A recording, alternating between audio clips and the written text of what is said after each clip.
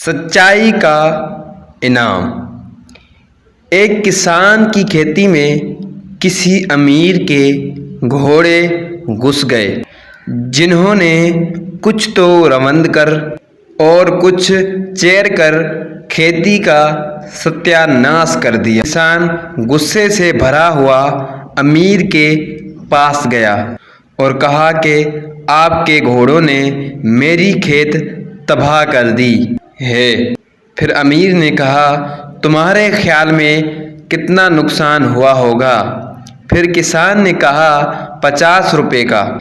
پھر امیر نے کسان کو اس وقت 50 روپے دے کر کہا، اگر زیادہ نقصان ہوا ہو تو پھر سوچ کر بتا دینا، میں زیادہ نقصان بھرنے کے لیے بھی تیار ہوں۔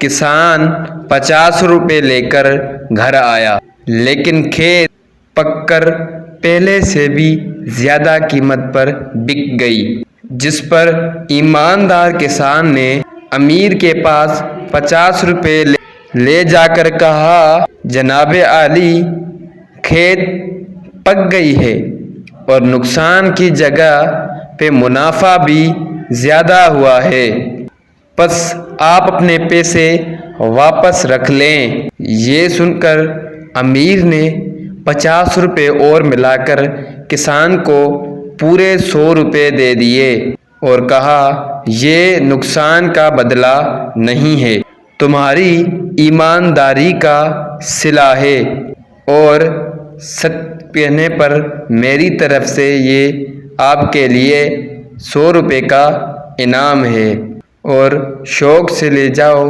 اسی طرح ہمیشہ سچائی پر قائم رہنا۔